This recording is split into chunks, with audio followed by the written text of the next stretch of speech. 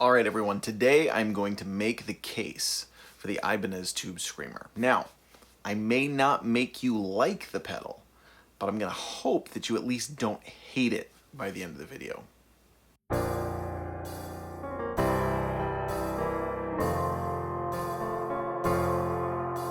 Because, you know, hate leads to, well, fear leads to anger leads to hate, and hate leads to male pattern baldness.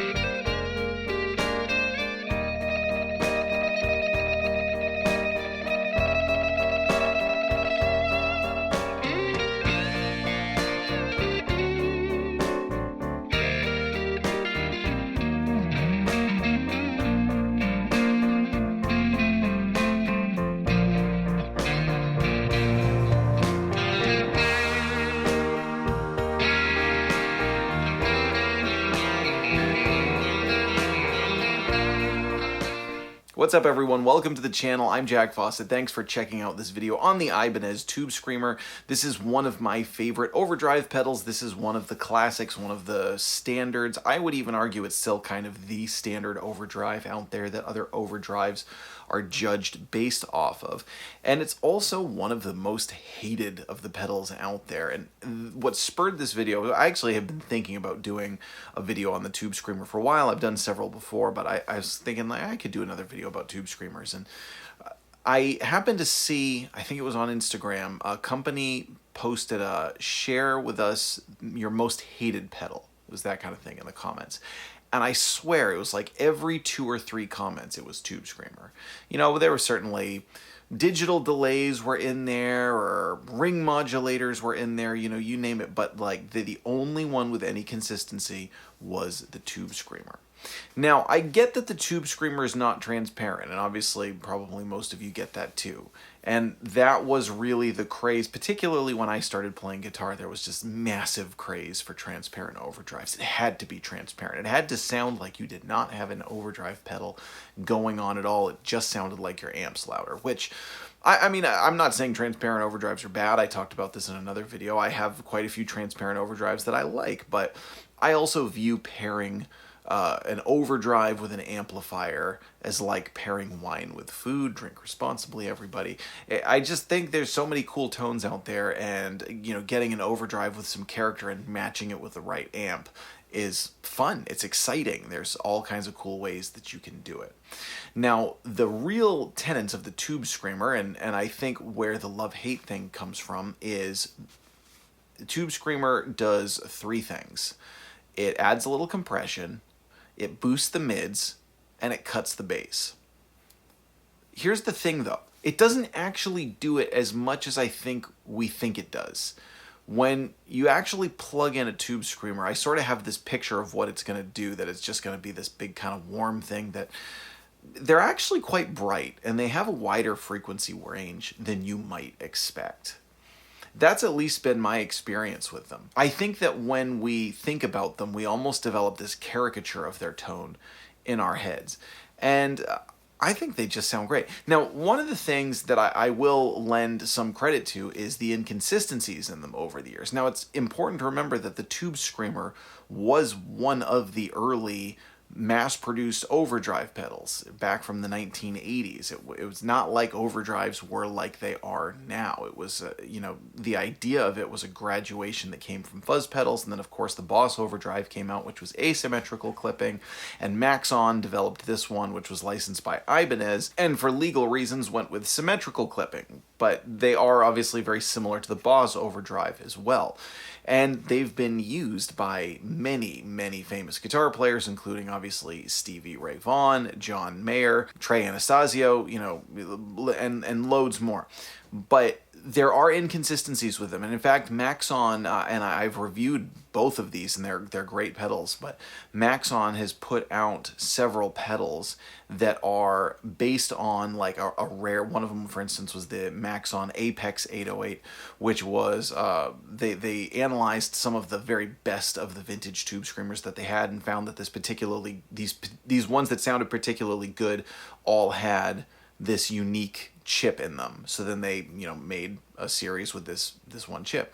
So there are inconsistencies, and I've noticed that also with my friend Jim Correo, who's a guitar player in my band, and he always talked about how he just did not get on with tube screamers, and you know, it's all well and good, but then he found one that he loved, and his was actually the 808 Mini that he really likes. And I get that there might be inconsistencies with them, and even though they all sound pretty similar and they all do the tube screamer thing, if you get one that just doesn't jive well in your rig, then it can sort of give you a bad taste in your mouth about them. Now, what we're playing in this video today are standard TS9s, which you've already heard, and a TS808, and I'm going to be playing both of them.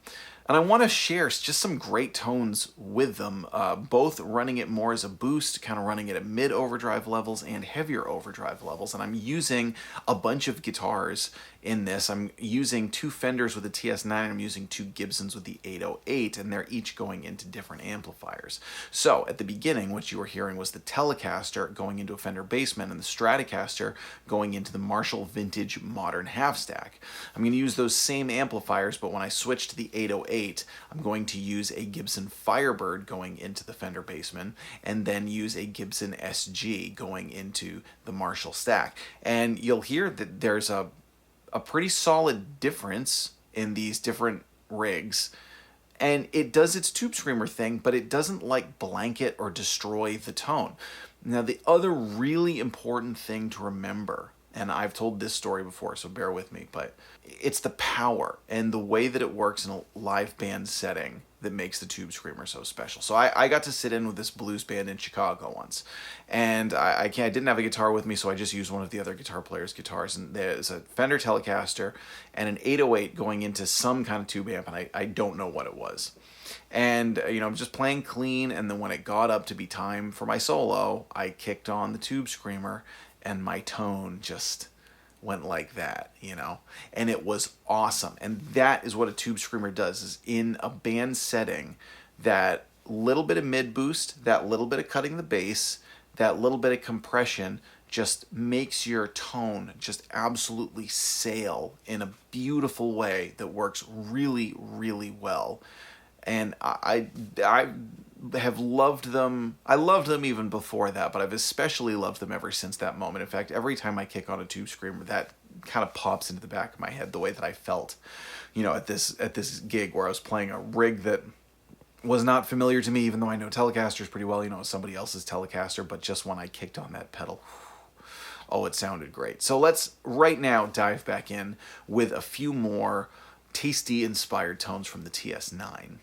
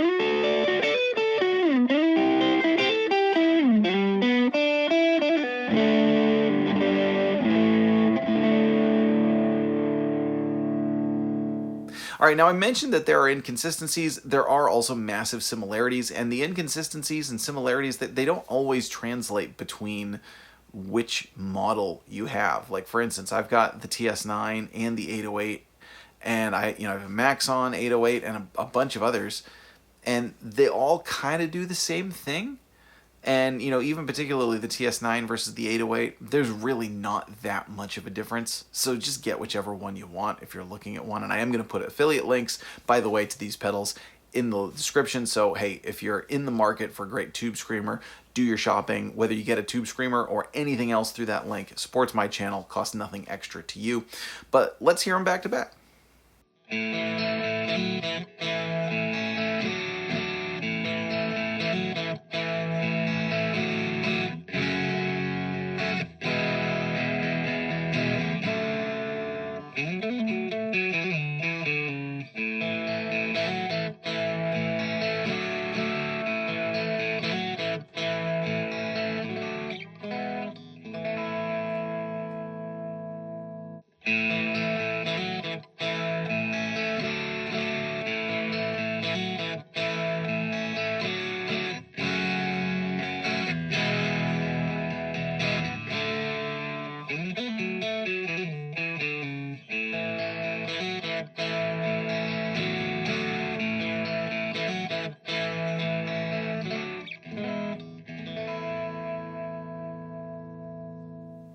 All right, now that we've heard those two back to back, let's get to the TS808.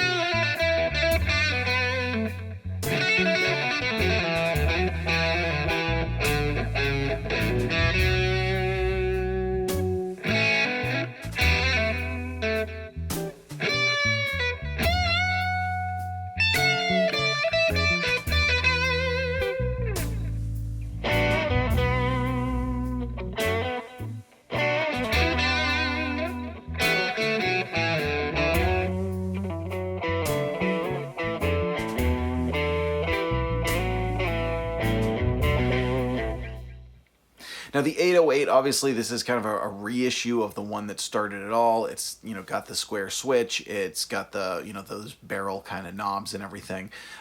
And even though, it's like, yeah, it doesn't really sound that different than the TS9, but this one's got some mojo. Hey, I just did a video about how looks are important to us, and, the look of this one can be important to some people. As you see, Stevie Ray Vaughan on his rig had an 808, and I think he might have had a TS9 also, and maybe he had others. Feel free to let us know in the comments if you're someone who knows Stevie's rig with more intimate detail than I do. But, this is a very iconic pedal. And so we are going to dive back in with some, again, tasty inspired tones from this pedal as well. Again, the Firebird is going into the Bassman, and the SG is going into the Marshall. And, you wouldn't necessarily think of this, but with an SG going into a Marshall, I mean, it can get you to AC/DC territory.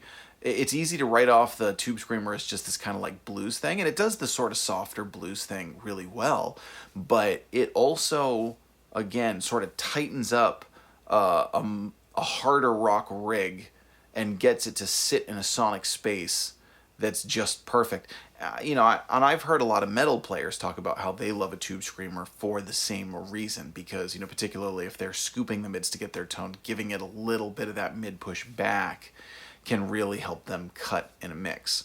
So let's check out what the TS-808 can do.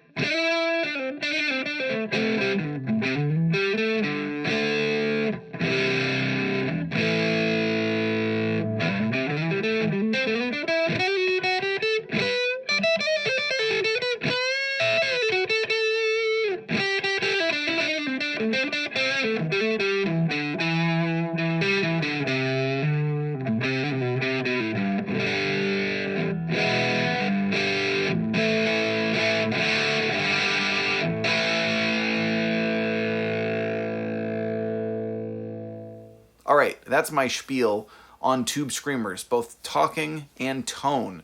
Let us know what you think. Have I changed your opinion on the Tube Screamer at all? My contention here is that while the Tube Screamer does do the things that people think that they do, it doesn't do it to the sort of excessive caricature degree. So the mid-hump, the slight cut of the bass, and the compression, I think they're smooth, I think they're powerful, I think they sit beautifully in a band mix. I don't think that they blanket your tone. I think they work and integrate with a number of great rigs. I do think that there are some inconsistencies between them, and I do think that it doesn't really matter which model you get when push comes to shove. I think a good Tube Screamer is a good Tube Screamer is a good Tube Screamer. Let us know what you think. Do you like them? Did I change your mind if you don't like them? Have I not pulled you back to the light? Are you still on the dark side? Are you a dark lord of the Sith? I don't know where I'm going with this. Hey everyone, I'm Jack Fossett. Thank you for watching. Please remember to like, share, and subscribe, and we'll see you next time.